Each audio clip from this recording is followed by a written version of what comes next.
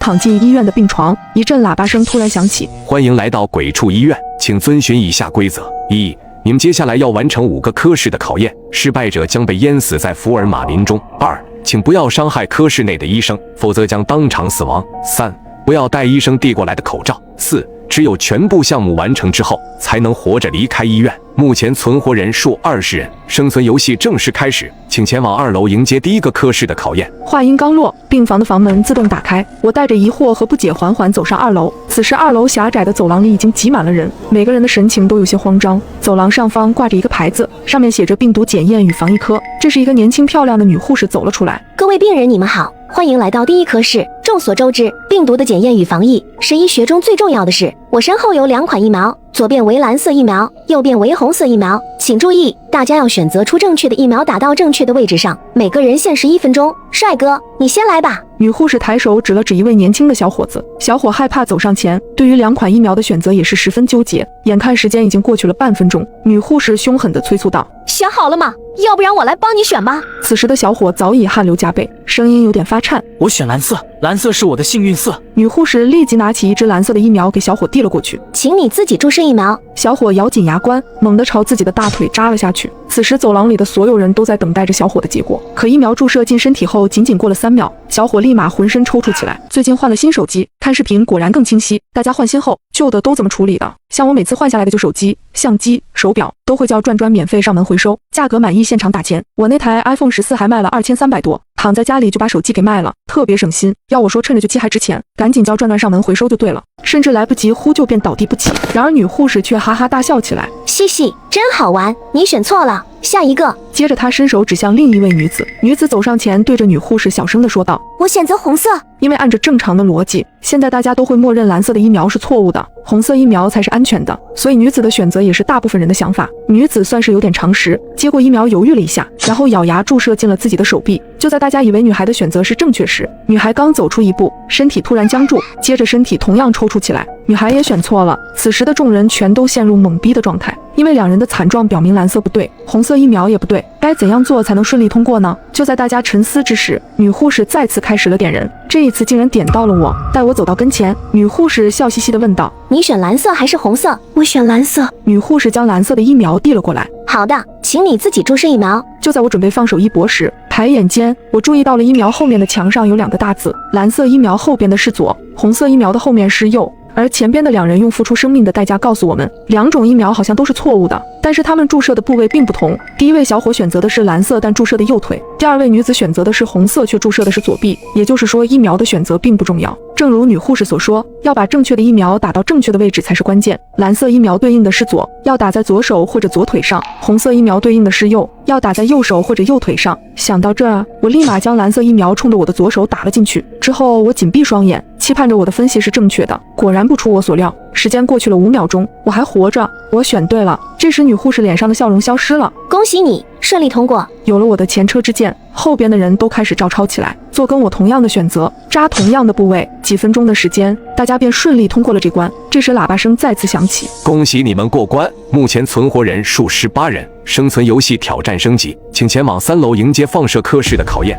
3楼的空间明显比2楼宽敞了不少，在正中央，一台硕大的机器矗立着，旁边站着一位男护士。当他见到我们时，笑嘻嘻地说起了规则：想必各位都做过 CT， 这一轮的考验十分简单。我身旁是一台新型放射机，它能够放射出温度高达500度的激光，只要诸位能在这激光的照射下坚持30秒，就算过关。听到这里，在场的10几号人立马开始交头接耳地议论起来。别说是500度，哪怕是被100度的开水烫一下，皮肤都会瞬间掉层皮，更何况是500度，这简直就是让大家去送死啊！所有人的脸上都写满了恐惧，身子不自觉地往后缩，生怕被男护士第一个指到。请大家保持安静，不要喧哗，不要乱动。考验正式开始，下面开始点名，请听到名字的人依次进行挑战。如果听到名字不出来者嘎。果然我们的心思早已被男护士看穿，这次竟然换成了点名。男护士高声说道：第1位坤坤，请到放射机内接受检查。什么？人群中听到自己名字的小伙惊声喊道，身体也不由自主地颤抖起来。可男护士根本没给小伙多余思考的时间，再次催促道：请坤坤到放射机内接受检查。小伙这才回过神来，鼓起勇气走进了机器中。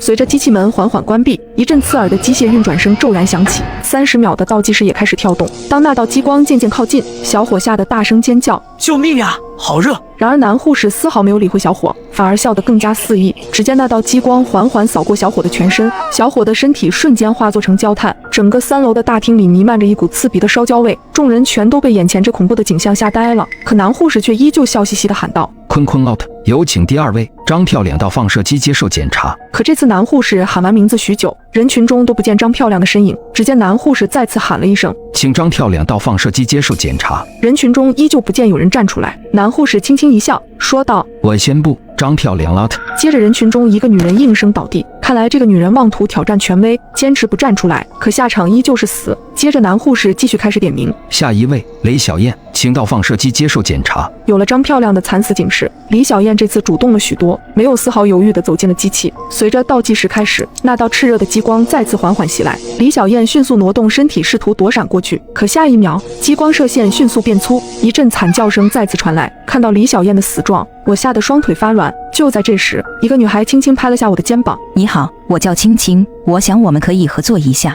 你好，我叫酱汁，什么合作？第一关的时候多亏你找对了方法，我们才得以通过，而正好我知道这关的通关方法。什么方法？与此同时，男护士的声音打断了我们的谈话。下一位，请青青到放射机内接受检查。青青对我比了个静音的手势，说道：不要乱动。接着他缓缓走进了机器，随着一阵机器运转声，30秒倒计时开始跳动。只见青青闭上眼，仿佛坦然面对一般，任由激光缓缓扫过自己的身体。随着倒计时结束，青青竟然成功通关了。不知情的众人开始议论纷纷。为什么？他怎么过关的？谁知道呢？靠的运气嘛。而只有我明白了其中的道理。男护士继续点名：下一位小美，下一位宋宝宝。陆陆续续进去了好几位，有的人模仿青青成功过了关，但有的人依旧变成了黑炭。下一位酱汁。终于到我了，我走进机器，同样和青青一般紧闭双眼。伴随着倒计时开始，一阵炽热的激光扫过我的腿部。激光虽然炽热，但身体还算能够承受。而通关的奥秘就在这里。男护士在点名前说过，要保持安静，不要乱动。也就是说，只要大家按照要求去做，激光的温度刚好是人体能够承受的极限。只要大家一有动作或者发出声音，温度就会迅速飙升到500度。其实通关的秘密就藏在男护士的话中，只不过大家在面对高温的恐惧时，不是忘掉这句话，就是忍不住的大喊或者躲避，所以就会触犯规则。倒计时结束，我通关成功，再次见到了青青。你真厉害，我可以跟你合作。此时喇叭声音再次响起，目前存活人数13人，生存游戏挑战继续，请前往4楼迎接下一个科室的考验。来到4楼，我发现这一层装饰比较独特，无论是墙壁上还是天花板上，都装着密密麻麻的管道。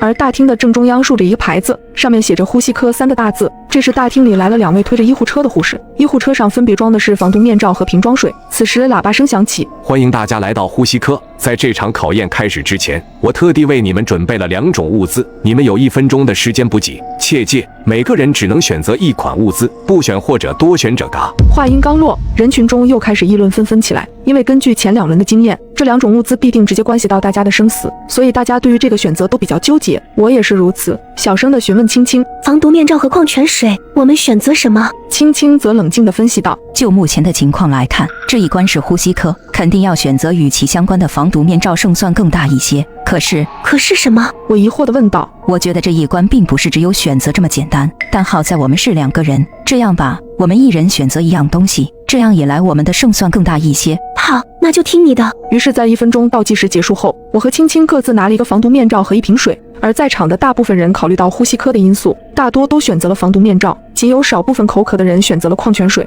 随着2名护士的撤离，喇叭声再次响起，看来大家已经做出了自己的选择，下面进行人体毒气测试。话音刚落，墙壁上管子开始喷射毒气，接着天花板上的管子也喷射起来，整个大厅瞬间变得烟雾缭绕，10几号人被呛得开始咳嗽起来。几个选择防毒面罩的人开始庆幸，原来这一关是毒气考验，我就知道防毒面罩最有用，幸好选对了。说完，他们就把面罩戴在脸上。我拿起手中的防毒面罩，然后看向青青。青青，怎么办？我们只有一个面罩。青青则比较淡定。先别着急，你看防毒面罩有些不对劲。我转头看向刚才那几位戴面罩的人，发现他们一个个表情变得狰狞起来，像是挣扎着想要极力摘下面罩，可面罩就像是狗皮膏药般死死地贴在他们的脸上。不一会，那几个人便倒地不起。看到这一幕，人群开始变得杂乱起来，吓得很多人把手中的防毒面罩直接扔在地上，不敢再戴。我问青青，这是怎么回事？青青看了一眼我手中的防毒面罩，沉思一会说道：你还记不记得总规则里说过，不要戴医生递过来的口罩，而防毒面罩是属于口罩的一种，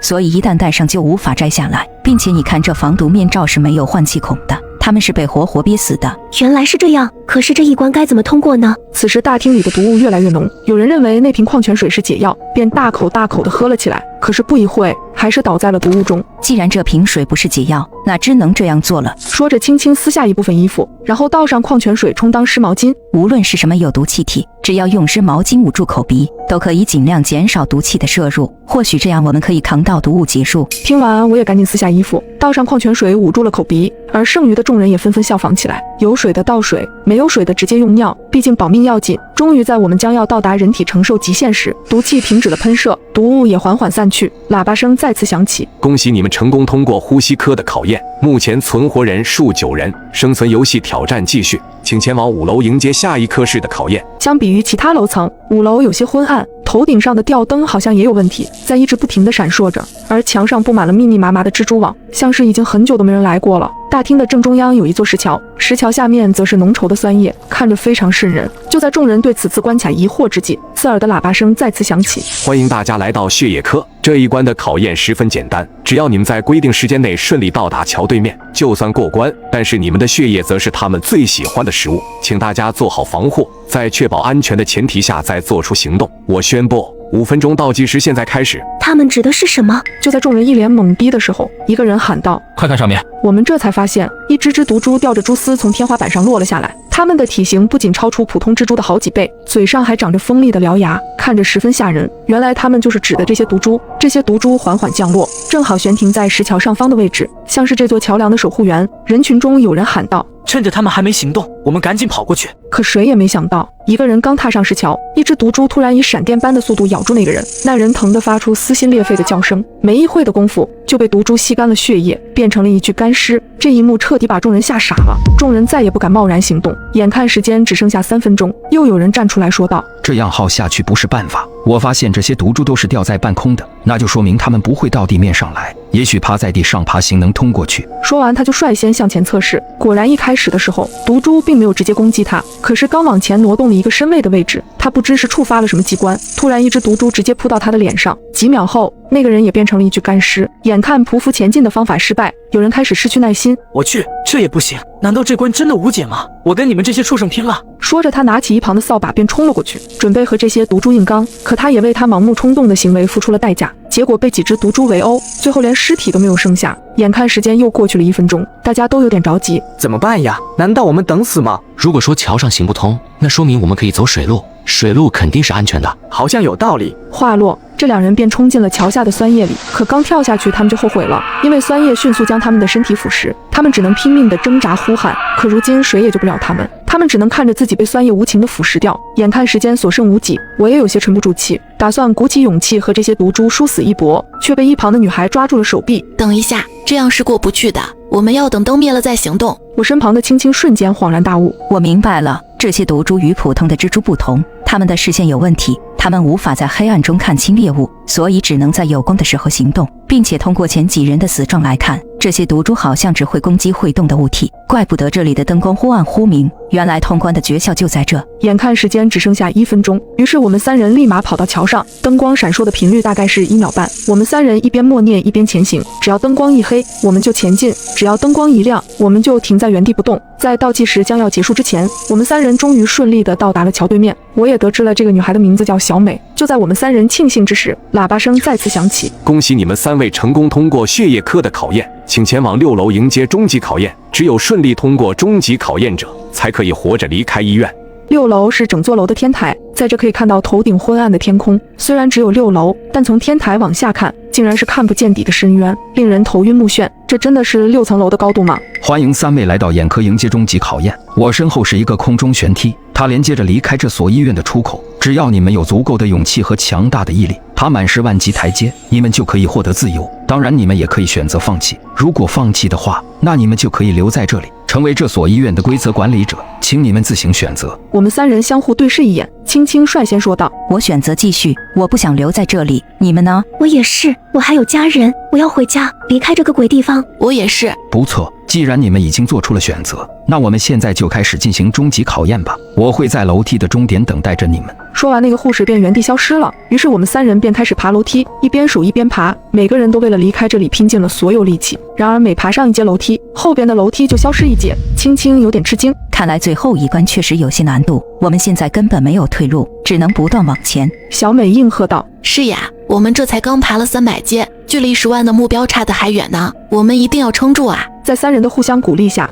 我们又继续往上爬，直到爬到1800阶的时候，我们实在是累得不行了。3人瘫坐在楼梯上，大口大口的喘气，汗也止不住的往下流。这样下去不是个办法，估计我们还没爬满10万阶台阶，就会累死在半途中。就算不累死，也会一点一点脱水渴死的。那该怎么办呢？目前来看，这一关没有任何诀窍，好像就是体力活。从前几关挑战来看，每一关都不会是死路，这次肯定也不例外。大家仔细想想，一定可以找到通关的信息。会不会与眼科有关？突然我眼前一亮，我知道了。如果说与眼科有关，我能想到与这一关有关的信息，那就是这里的一切都是我们的幻象。你们还记不记得在天台的时候，6层楼的高度几乎深不见底，按着正常的楼层高度，这显然是不可能的。所以我猜测，这里的一切应该都是我们眼睛的幻觉。青青也冷静分析道：“说的有道理，更何况让一个普通人一口气爬满10万阶台阶，根本是不可能的。楼梯的终点也不一定是离开这里的出口，估计那个男护士想让我们累死在半途中。那这次我们该如何通关呢？”小美疑惑地问道：“如果说这里的一切都是幻觉，就好比我们睡觉时产生的梦境，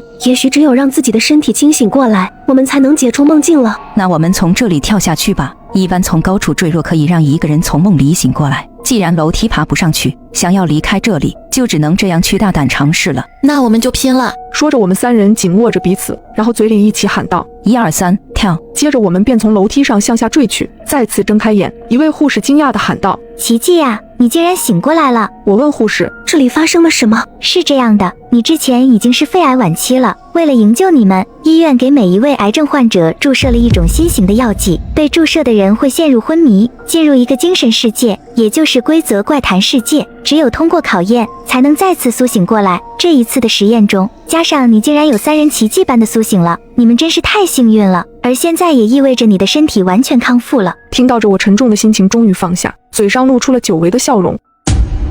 一个无差别杀人的疯子进了宿舍楼，千万不要开门。晚上11点，导员突然在微信群里@全员，所有人立刻回寝室，锁好宿舍门。楼道电路起火，工作人员正在检修。我不明白检修电路为什么要锁门，而且宿舍明明有电。2分钟后，住同宿舍楼的闺蜜私信我，有一个无差别杀人的疯子进了宿舍楼，千万不要开门。我以为闺蜜在开玩笑，上铺的萍姐紧接着说道：“快去锁门！我男朋友说有一个杀人犯进了宿舍楼。”我慌了，萍姐是宿舍老大，她男朋友比我们小1届。萍姐从不开玩笑，真的有杀人犯。我连忙跑到门前，正准备上锁，停顿了一下。可是苏月还没回来，是不是等他回来再锁门？我们宿舍一共4个人，老大萍姐，老2回家了，老3是我，老4苏月刚去楼道取衣服了。我还在犹豫，萍姐当机立断，先锁门，等苏月回来我们再开。同时，萍姐在宿舍群里@了苏月，苏月你在哪？衣服别取了，快回来，外面危险。苏月，没事，衣服取好了。我在楼道拐角看到有2个男的，身上背着袋子，拿着扳手，应该是导员说的维修工吧。杀人犯的消息我也听说了，我有点害怕，还好他们没看到我。我准备绕路从另一边的楼梯回来。等一下，我好像看到他们的脸了。他们……苏月消息打了一半戛然而止，紧接着我们听到了急促的脚步声，声音来源就是苏月所在的楼道拐角。苏月被发现了，我和萍姐互相看了一眼，2个人眼中都映出对方惊恐的样子。如果是维修工，没有理由去追苏月。我和萍姐都没在微信群里在说话，萍姐比我先冷静下来。我先私聊导员问问情况，导员没在群里说真相，应该是怕大家恐慌。煎熬地等了2分钟，萍姐说道：“导员让我们别担心，杀人犯的事情是谣言，真的是在维修电路。我对这个答案半信半疑。紧接着宿舍群弹出了新消息，苏月，吓我一跳，刚才真的是维修师傅，他们追我是怕我走到有危险的区域，等我这就回来。看到苏月的回复，我终于长舒了一口气。很快楼道里传来了脚步声，让我心安的是，这一次的脚步声并不急促，咚咚咚，敲门的声音传来。因为刚才的惊吓，开门前我还是先看了一眼门禁，是苏月没错。正在我要开门的时候，一声惨叫突然传来，声音很大，应该是1、2楼传来的。我们宿舍在6楼也听得清楚，班级群的消息一下炸了。什么情况？不是电路维修吗？刚刚惨叫怎么回事？听说宿舍楼进了杀人犯，真的假的？声音应该是从1、2楼传来了。有没有附近的同学说说什么情况？我就在1层，可我不知道发生了什么，我也不敢出门。不过除了惨叫，我好像还听到了刀子砍东西的声音。天哪，太恐怖了！我们报警吧。就在这时，群主开启了全员禁言，刚刚炸开的群消息戛然而止。导员发出了最新消息，同学们请不要慌张，传言是真的，确实有无差别杀人的疯子进了宿舍楼。因为担心大家恐慌危险，所以刚才说是电路维修。学校已经报警，各位同学一定锁好宿舍门，任何人敲门都不要开。警察赶到之前，保证自己的安全，一定不要开门。为了稳定大家情绪，班级群今晚禁言。正准备开门的我停顿住，咚咚咚，门外敲门声变得急促，我心中充满了疑问：电路没有坏，那苏月看到的维修工是谁？或者说门外的人？寝室群发消息的人根本就不是苏月。保险起见，我又看了眼门禁，这次我才注意到，苏月穿的是自己的衣服没错，但不是她刚出门时穿的那件，光线暗淡，因为苏月低着头，看不清脸，可仔细观察下，能发现对方的肩膀与手臂是比苏月粗大的。再向下看，我发现对方似乎为了模仿苏月的身高，腿在弯曲着。这个人不是苏月。就在这时，对方抬起了头，只见对方戴着口罩，站直了身体有1.8米，直直盯着门禁，向我竖了一根中指，转身离开了。我现在脑子乱得不行，把我看到的情况和萍姐说了。萍姐深吸口气，冷静分析起来。我们没听到苏月的惨叫声，她应该是没有遇害。从对方穿着苏月的衣服和在群里发消息来看，苏月应该是背叛我们，和杀人犯一伙了。她刚刚想害我们。我虽然不愿相信，可萍姐分析的没错，别说杀人，就算是控制住挣扎的苏月，也不可能一点声音没有，最大的可能就是苏月妥协了。与此同时，我的手机又来了新私信，屏幕显示苏小月月，这是苏月的小号，只有我知道的小号。我知道苏月有2个手机，苏小月月，刚才我逃跑的时候，手机和衣服都掉了，现在甩掉他们了，你一定要小心萍姐，因为我刚刚看到那人的脸，是萍姐的男朋友。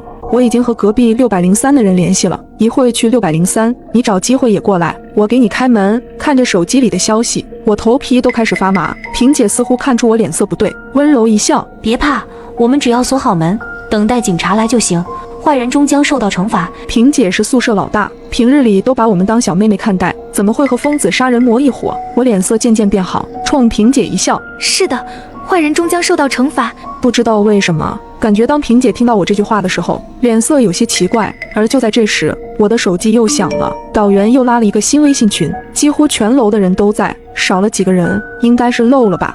刚拉完人，导员就在群里艾特全员，我被他们控制住了。之前消息也是他们发的，之前用我身份发消息的目的就是告诉大家学校报警了，其实根本就没有人报警，我说话会被发现，同学们快报警。另外，本楼不在群里的人都有问题，千万小心。消息发完的几秒，群里异常安静，群里没有禁言，也没人说话，似乎都在消化这些信息。导员被那群疯子控制住了，貌似发了刚刚的消息。从那群疯子进宿舍楼到现在，根本就没人报警。这个宿舍楼里有人和那群杀人的疯子暗中勾结，我则第一时间点开群成员查看更多，搜了萍姐的微信名，发现群里竟然没有萍姐，我整个人愣在当场。结合导员和苏月的消息，我确定萍姐有问题。现在思考起来，之前门禁里看到的男人虽然戴了口罩，可身高、发型、气质、眼神都和萍姐的男朋友陈哲太像了。我拼命控制自己的表情，不让萍姐发现变化，可是我控制不住。就在这时，灯灭了，全楼的灯都灭了，宿舍楼断电了。紧接着，我看到手机没了网络，没了信号，黑暗带来了恐惧，却让我的心稍微镇定，这样萍姐就看不到我难看的脸色了。下一刻，我突然想到，这样就没法报警了。从导员刚刚拉群到断电、断网、断信号，中间不到1分钟，没人来得及报警，没人会来救我们。我们就像一群困在楼里待宰的羔羊，而近在咫尺就有一个拿着屠刀的猎人。萍姐平和温暖地说道：一定是那群疯子干的，别怕，既然已经报了警，过不了多久我们就安全了。说话间，萍姐拿出了一把水果刀，削着苹果皮，苹果皮削好，她切了一块，递给我，过来吃点东西压压惊。昏暗中，我看到了萍姐的笑容，带着温暖，温暖中又仿佛带着丝残忍。我走到萍姐面前，努力克制恐惧，吃了那块苹果。可能因为紧张，我完全吃不出味道。为了让萍姐放松警惕，我顺着对方说道：“谢谢萍姐，我们一定会渡过难关的。”说着，我坐到了自己的床上，在黑暗的掩护下，小幅度地摸索着能对抗萍姐的东西。萍姐突然笑道：“断电之前，你看着手机发呆了好一会，是不是有什么别的消息？手机给我看看，我帮你分析一下。”我心中突然一顿，导员的消息，苏月的消息，我都还没来得及删，萍姐的手已经伸了过来。我没有理由不给萍姐看，如果不给，就会被对方发现我知晓了一切。控制住手的颤抖，我拿着手机的手伸了过去，准备趁着对方接手机的时候跑出宿舍。就在萍姐即将触碰到手机的时候，一个女生的惨叫突然传来，声音中带着惊恐和绝望。而这一次，惨叫的声音无比清晰，就在我们楼上。我和萍姐的身子都顿了一下，我顺势收回手机，抱住了萍姐。萍姐，我害怕。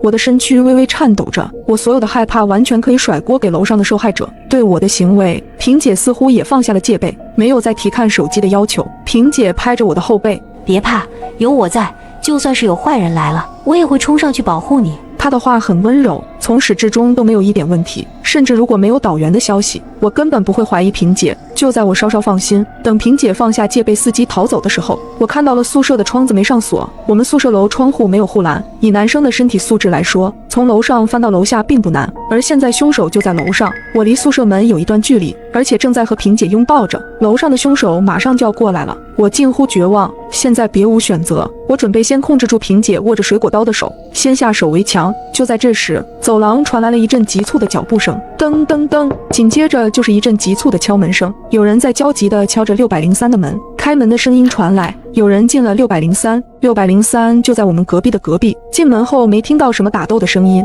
应该不是坏人。结合之前苏月发的消息，我断定这个人就是苏月。我去看看。萍姐似乎想要阻止我，可因为我刚刚的表现没有异常，她没有强制控制我的打算，还不忘提醒我一声小心点。我装模作样的在门边看了眼门禁，外面很安静，空无一人。接着我转过头看向萍姐，外面没人，我们这里暂时还安全。我正说着话，就看见一道人影从楼上爬到我们窗户。他的动作很轻，没有发出一点声音，因为他背对着月光，所以看不清他的样貌。隐约间能看到他1.8米上下，嘴里叼着一把刀子，双脚踩在我们宿舍窗户的时候，这人单手对我竖起了一根中指。我背靠着宿舍门，面朝宿舍窗户，而萍姐面对着我，她还没有发现身后来人。下一刻，我突然从衣兜里拿出一个巴掌大的手电筒，黑夜里，手电筒突然绽放出强光，强光照到萍姐和那个黑影男脸上，让两人眼睛一阵刺痛。抓住这个空隙，我连忙打开宿舍门逃走。你死定了！黑影男一声怒骂，随手扔过来一个物品，砸在我头上，还好东西不重，没影响我逃走。我拼命跑到603，然后开始拍门，咚咚咚，我听到了身后急促的脚步声，听到了男人和萍姐怒骂的声音。如果603不开门，我就死定了。咔嚓，门开了，苏月把我拉进了宿舍，并以最快的速度关上了门。算上我，宿舍里现在有6个女孩，原本的宿舍4人，加上我和苏月。苏月抱着我不断安慰，想不到萍姐和陈哲是这样的人。调整好情绪，我把刚刚的经过讲给几人听，并回忆着黑影男的样子，确定是陈哲没错。苏月说道，之前萍姐有说过，她在高中的时候有一段时间跟小混混们走得很近，也许她性格一直这样。另一个女生跟着说道，我和陈哲高中一个市的，他很出名，是个学霸，高考前的全市联考考了700多分，所有人都默认的清北人选，可高考的时候发挥严重失误，只考了400多分，才来了咱们学校，可能受了刺激吧。我一听心里更慌了，这还是个高智商罪犯。就在这时，苏月看到我手上拿了一个小球，问道，你手上这是什么？逃命还不忘带着。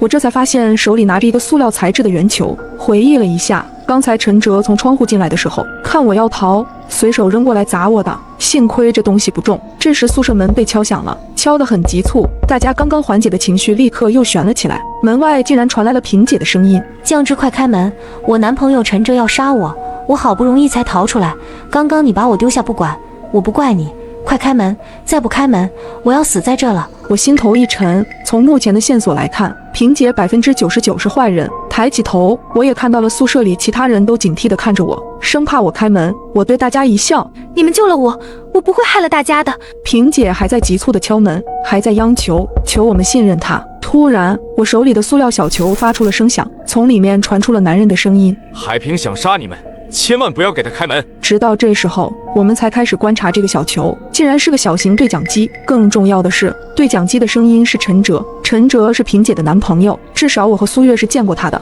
一时间，所有人都露出了不可思议的表情。陈哲不是坏人吗？苏月面色凝重，紧跟着分析：陈哲知道了萍姐敲不开门，所以想要取得我们的信任。不过眼下统一的战略就是不给萍姐开门。外面的萍姐似乎敲累了，一声叹息：我不怪你们，毕竟杀人犯是我男朋友，我身份敏感，你们要保护好自己，我也会保护好自己的，不然我被坏人杀了，你们也会自责的。话落，敲门声停止了，随之而来是一阵跑动的脚步声。萍姐应该是走了，但我听到萍姐最后说的话，心中还是有些疼。忐忑当中，我又看了看门禁，楼道很黑暗。突然，宿舍门外一只眼睛贴在了门外的门镜上，我吓得尖叫一声，随即门外的人拉远距离，我刚好能看清，就是刚刚佯装离去的萍姐。不过现在的萍姐不再伪装，脸上露出奇怪的笑容，笑容映衬着走廊微弱的绿光，显得阴森可怕。酱汁你可真残忍啊，把我拒之门外，还有苏月也在里面吧？时间有的是，我们慢慢玩，谁也逃不掉。你们知道我参与了这件事，所以必须死。我们宿舍里的6人互相看了看，明显比刚才要慌了。萍姐说的没错，我们知道了她的身份，她一定不会放过我们。苏月壮着胆子冲门外说道：萍姐，咱们宿舍的关系一直很好，你很温柔，很照顾我们，我们也真的把你当姐姐看，你为什么要针对我们？为什么要参与做这种事？我也紧跟着说道：是啊，萍姐，你是不是有什么苦衷？我们是姐妹，我们可以帮你的。哈哈哈哈！门外突然传来一阵笑声，萍姐在放声大笑。萍姐用力踹了一脚宿舍门，知道踹不开，只是单纯的发泄。我这么做当然是觉得好玩呀，我喜欢欺负别人，喜欢看到别人害怕我的样子。高中的时候，我把一个人的头按进了厕所，还拍了他的照片，甚至还威胁他跳了楼。之后我洗清了身上的嫌疑，警察根本没证据抓我。我听到萍姐说的话后大吃一惊。萍姐，你说过坏人终将受到惩罚。萍姐笑着说：你们都死了，就没人知道我是坏人了。况且今晚动手的是我男朋友，就算警察来了，我也只是个无辜的受害者。漫漫长夜，你就在恐惧中等着我吧。说完，萍姐又踹了一下门，接着门外安静了下来。萍姐似乎失去耐心离开了，而我们就像一群待宰的羔羊，相互对视着。与其等死，要不然我们出去跟他们拼了。好，苏月的提议得到了大家的认可。就在我们拿上扫帚、拖把等武器，准备打开房门时，圆形对讲机又响了起来。陈哲的声音再次传来：不要出门，外面不止我们2人。果然，萍姐还有其他帮凶，推断应该是和她同一高中的那群混混。我冲着对讲机喊道：陈哲，如果你真的想救我们，就赶快报警。没想到陈哲并没有正面回答我。坏人终将受到惩罚。话落，就听到楼上传来一声惨叫，宿舍里的几人再次陷入了恐惧，还没回过神来，房门被人敲响。苏月看了一眼门禁，门外是隔壁班的一个女生，女生焦急地说着：救救我，快开门！是张雪。宿舍另一个女生说道：张雪，这个女生我认识，不是很熟，学习很好，是学生会的老大，应该不是坏人。我和苏月对视一眼，决定开门，因为我们做不到见死不救。可没想到，刚打开门，躲在一旁的萍姐就立刻顶住了房门。原来他们是一伙的。萍姐阴森森地说道：你们终于开门了，动手！听到命令的张雪立刻拿起一把刀子，缓缓向我们走来，而我们握紧手中的扫把，准备与其搏命。就在这时，陈哲来到了众人面前。萍姐问陈哲：其他人呢？都已经按你吩咐的解决掉了。陈哲紧接着又说道：这些人交给我吧。说着拿着棒球棍走了过来，可谁知下一秒，陈哲一棍子打在了张雪的后脑勺上，张雪应声倒地。接着陈哲又拿出刀子，将目光瞄准了萍姐。这一串连贯动作将我们吓了一跳，萍姐更是一脸懵逼。陈哲，你干嘛？陈哲则不慌不忙地解释道：海平，你是不是忘了陈丽丽，那个被你逼迫跳楼的女孩？她是我的妹妹。萍姐一听，这才反应过来，原来这一切都是你策划好的，想方设法接近我，就是为了给你的妹妹报仇是吗？陈哲微微一笑：海平，坏人终将受到惩罚。说着便一刀刺入了萍姐的身体。而此时楼外也响起了警报声，随后陈哲意味深长地看向我们几人，仿佛在说：对不起，让我们受惊了。陈哲没有逃跑的打算，而是像我们一样等待着警察的到来，哪怕他知道自己将会面临永久的牢狱生活。事后，我和苏月也从警察的口中得知，被绑架的辅导员等其他同学都只是受到了惊吓，并没有受到身体上的伤害，受害的都是当年霸凌陈哲妹妹的混混，这其中也包括我们宿舍的老二陈梦。他其实根本没有回老家，而是第一个被陈哲设计好除掉了。